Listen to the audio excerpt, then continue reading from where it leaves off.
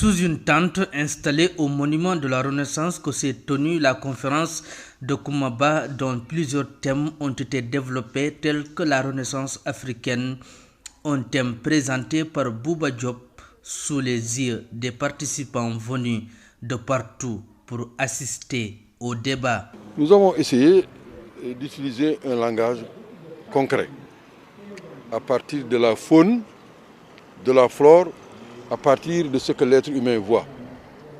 Vous qui êtes là, vous savez très bien qu'il y a eu les premières pluies au Sénégal.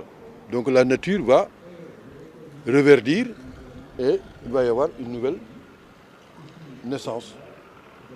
Il fallait également qu'on montre que l'Afrique, sur le plan géologique, a connu des mutations. Le Sahara était très vert, il y avait des grandes civilisations. Le Sahara a connu la phase que vous connaissez actuellement. Et il n'est pas exclu que le Sahara puisse reverdir. Donc il fallait qu'on montre que dans nos traditions, dans nos religions, la Renaissance également est acceptée et même chantée. C'est pour cela que nous avons commencé par cette fameuse chanson de Tadjabon. Et j'ai fait un plaidoyer pour qu'on laisse les enfants jouir du Tadjabon. Comme ailleurs en Amérique, en Europe, les Européens jouissent de Halloween pour permettre effectivement aux jeunes de comprendre qu'il est possible de renaître. Maintenant, il faut des programmes, il faut des actions concrètes. Et tout cela, c'était l'objet de la discussion aujourd'hui sur beaucoup de plans. Vous savez, sur le plan médical, vous savez très bien qu'il y a des greffes qui se font. Ça vous permet de continuer à vivre, peut-être pas éternellement. Et même, nos ancêtres avaient développé des techniques qui faisaient croire que l'être humain peut revenir, peut renaître. Tout cela doit permettre aux esprits de se préparer pour que cette idée de renaissance africaine soit une idée que l'on comprenne, que l'on accepte et pour laquelle on va œuvrer. Des penseurs comme Cheikh Anta Diop, Théophile Obenga, Léopold Sédar Senghor ont écrit sur la Renaissance. C'est pourquoi professeur Bouba Diop trouve la nécessité de montrer aux étudiants des histoires de vie, des gens qui ont des vécus, pour mieux comprendre leur ascension dans la vie.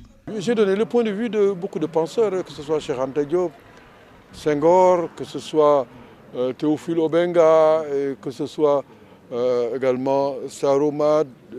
Bref, il y a à boire et à manger sur la Renaissance. L'essentiel, maintenant, c'est de passer à la phase pratique. Et je pense que ça sera d'ici donc quelques mois. La troisième phase, puisque la deuxième, c'est l'histoire, d'expliquer les histoires de Renaissance. Pourquoi il y a eu l'Empire du Ghana, pourquoi il y a eu l'Empire du Mali, le Djolof, comment expliquer un moment qu'il y ait des sursauts, même pour l'Égypte pharaonique, qui est la plus connue, la plus ancienne. Il y a eu des moments de Renaissance. Il y a eu ce qu'on appelle des périodes intermédiaires où c'était le chaos, et puis subitement, il y a eu un renouveau, et les populations ont vécu de manière beaucoup plus satisfaisante.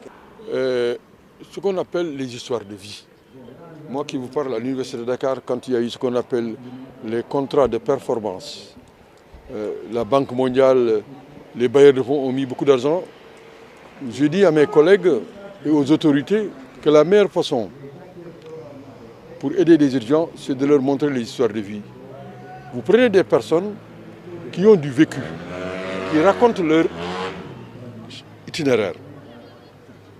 Comment ces personnes ont fait pour réussir à l'université, comment ces personnes ont fait pour trouver du boulot, pour gagner leur vie. Et enfin, vous demandez à cette même personne de donner quelques conseils aux jeunes. Je ne vois pas. Et j'ai réalisé au moins 3 films que j'ai pu montrer. L'un des films, c'est l'ancien ministre Ousmane Kamara, qui explique comment on a créé l'université de Dakar. Comment cette université a été créée et comment on a pu en faire ce que vous savez aujourd'hui. comment on a rassemblé l'IFAN, comment on a rassemblé l'Institut des hautes études. Tout cela, ça s'est fait. Donc, la meilleure façon, c'est les histoires de vie. Et parler de Renaissance également, c'est parler de ce qui s'est passé, des êtres humains qui ont contribué à ces renaissances. Et j'ai donné la parole à des disparus, justement, grâce à leurs écrits. Quelqu'un qui s'appelait Africanus Bale, qui était médecin, qui était professeur, qui a été dans l'armée. Et comment il a fait, lui, pour montrer que l'Afrique peut renaître? Mais il a montré qu'il y a eu des pyramides, qu'il y a eu des constructions au Zimbabwe, à Aksum, en Éthiopie. Et ce que les Africains ont fait, pourquoi les Africains d'aujourd'hui ne peuvent pas faire plus et mieux? Donc, c'est des exemples concrets.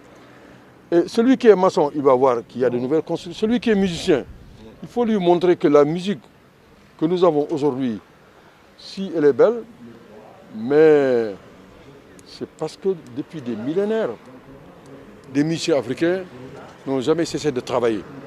La kora que vous voyez au Sénégal, vous allez voir en Égypte pharaonique, il y avait des koras. Cela, Maman l'a montré. Donc, je pense que ces informations, si vous donnez ça à des jeunes, ils vont être curieux, ils vont voir mais comment ça se passait, ils vont s'intéresser à la musique égyptienne. Il y a des textes sur ces questions. Donc voilà, vous qui êtes journaliste, la communication. Comment ça se passait?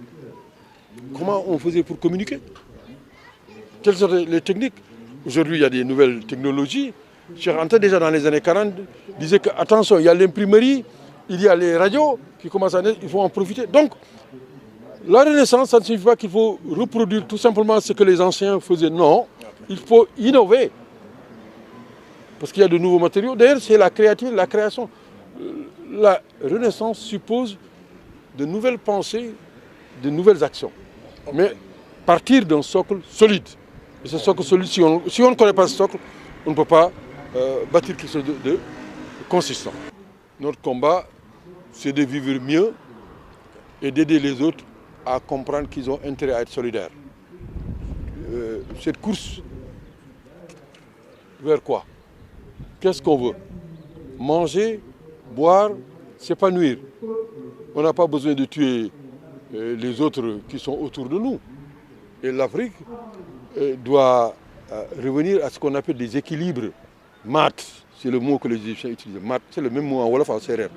Mat, équilibrer, être juste et faire en sorte que les extrêmes en matière d'appétit de gain, les extrêmes en matière de violence, parce que la violence, il faut la maîtriser.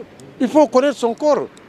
Nos ancêtres savaient que l'être humain est complexe, mais il faut le mettre dans des conditions où il peut, comme on dit en Wolof, fetch, le fait de danser.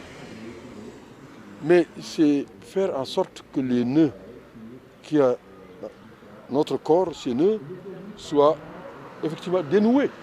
Donc, l'Afrique doit partager son vécu et doit aussi s'inspirer, parfois, ce que font les autres. Il faut s'ouvrir. C'est vrai qu'on a fait beaucoup d'inventions, mais les Africains, dans leur histoire, quand ils ont vu des inventions plus efficaces, je donne l'exemple de l'écriture. Les premières formes d'écriture dans l'histoire de l'humanité, c'est le continent qui a le plus d'écriture. Mais chaque fois que les Africains ont vu des écritures plus performantes, mais ces Africains ont pris ces formes d'écriture. Les Égyptiens, ils ont eu au moins 4 formes d'écriture. Mais quand ils ont vu l'alphabet grec, mais ils ont écrit ce qu'on appelle le copte. Mais quand le système latin est arrivé, mais les gens, ils ont adopté le système latin, des Africains, il n'y a pas eu de problème. Aujourd'hui, je sais qu'il y a de nouvelles inventions, il y a des Africains qui veulent inventer de nouveaux systèmes, de nouvelles formes d'écriture, mais il faut que ces écritures soient plus performantes. C'est possible. Et maintenant, il y a des combats que nous devons mener. Pourquoi écrire en Wolof Diop, comme les Français l'ont écrit? C'est pas bon. Il y a une invention, grâce à l'UNESCO, ce qu'on appelle l'alphabet de phonétique internationale, ou Job pour l'écrire correctement, mais J-O-O-B. Mais vous allez en Gambie, ils vont écrire J-O-B. Pourquoi? Il faut qu'on harmonise. Donc il y a des défis que nous avons. Et l'Union africaine, la CEDEAO ont des challenges. Et il faut qu'on puisse communiquer entre nous. Et la Renaissance, comme Cheikh Anta l'a dit, passera par les langues. D'abord, le savoir. Et sinon, on ne va pas s'en sortir. L'initiateur de cette conférence donne son point de vue. Dans le cadre de ce qu'on peut appeler la Renaissance africaine, puisque aujourd'hui les questions en fait d'y voir une forme de matérialisation. Depuis les travaux de Cheikh Anta Diop qui annonçaient déjà ces perspectives, l'Afrique est désireuse d'avoir des concepts qui permettent d'implémenter de manière concrète ce que nous appelons la Renaissance africaine. Et de telles discussions participent de cela, c'est-à-dire un échange d'idées qui permettent de voir dans quelle mesure on peut arriver concrètement à réaliser cette renaissance que nous appelons de nos voeux. Elle ressemble à ce que nous avons été dans le passé, c'est-à-dire une civilisation qui nous ressemble précisément, puisqu'aujourd'hui nous sommes traversés par différents courants intellectuels, religieux, etc. Et nous avons souvent tendance à oublier qui nous sommes fondamentalement, c'est-à-dire que nous venons de peuples qui sont les plus anciens de cette terre, et nous avons certainement beaucoup de choses à apprendre et à partager avec le reste de l'humanité. Et très souvent, nous mettons de côté ce que nous savons par nous-mêmes de notre expérience de vie pour vivre par procuration. Donc l'idée, c'est précisément de réaxer les préoccupations des intellectuels, des populations africaines, vers ce cœur qui consiste en une richesse qui reste inexploitée, c'est-à-dire la culture, les traditions et même la religiosité des peuples du monde noir. Voilà. En général, c'est ça. Donc une Afrique renaissante, ce sera simplement une Afrique qui ressemble à ce qu'elle a toujours été, c'est-à-dire une Afrique digne de ce qu'elle est, une Afrique qui ne fait pas le rissal, une Afrique fière de ce qu'elle est, de ses langues, de ses traditions, de ses religions, de sa diversité. Voilà. C'est pourquoi il faut aller au-delà, car la Renaissance suppose de nouvelles actions, de nouvelles pensées, mais partir d'un socle solide.